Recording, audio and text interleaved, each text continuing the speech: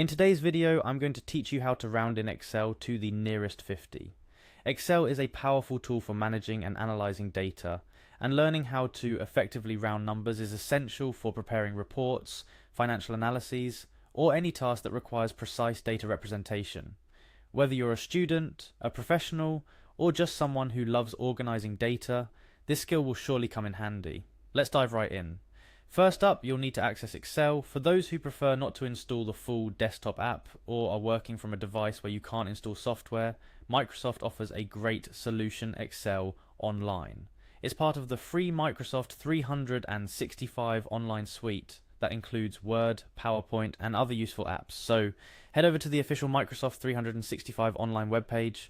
Once you're there, you'll notice an option to sign in. Click on it to proceed. Signing in is straightforward. You'll be prompted to enter your email. It's essential to type in the email associated with your Microsoft account. This email will be your key to not just Excel, but to all the tools available in Microsoft 365 online.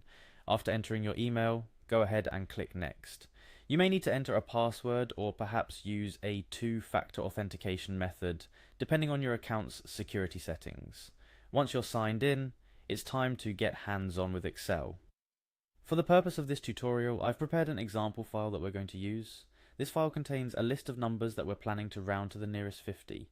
Accessing the file is simple. Click on the link provided to open it within your OneDrive space. This file is shared for the sake of this tutorial, but remember, in real-world scenarios, you can apply these techniques to your data sets.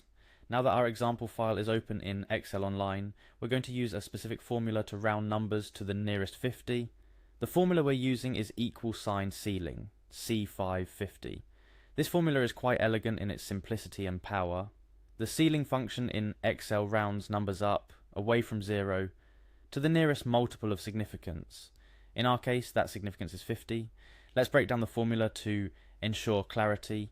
The first part, equal sign ceiling, initiates the function, telling Excel what operation we're about to perform. The first parameter inside the parentheses, C5, refers to the cell containing the number we wish to round. Remember, instead of C5, you'll use the reference for the cell that holds the number you're working with in your dataset. The second parameter, 50, is our rounding target. This tells Excel that you want to round the number in C5 to the nearest multiple of 50. To apply the formula, simply select the cell where you want the rounded number to appear, type in the formula, and press enter. Instantly, Excel rounds the number in the specified cell to the nearest 50. It's that easy. This method is perfect for handling expenses, budgeting, inventory management, or any scenario where rounding to a specific value makes data analysis or presentation cleaner and more intuitive. A couple of additional tips to enhance your rounding game in Excel. If you want to round down instead, consider using the floor function, which works similarly but in the opposite direction. And if you need to round to the nearest 10, 100, or any other number, simply replace the 50 in our formula with your target rounding number. To wrap things up, let's recap the steps. Access Excel Online through Microsoft 365, sign in with your Microsoft account, open your dataset or our example file, and use the ceiling function, adjusting it as needed for your specific use case.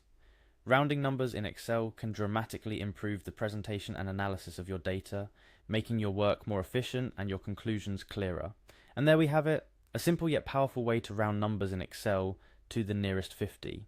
Practice with different datasets to become proficient at rounding and start integrating this skill into your regular Excel tasks. Your reports, analyses, and summaries will look cleaner, and your data manipulation capabilities will be all the better for it.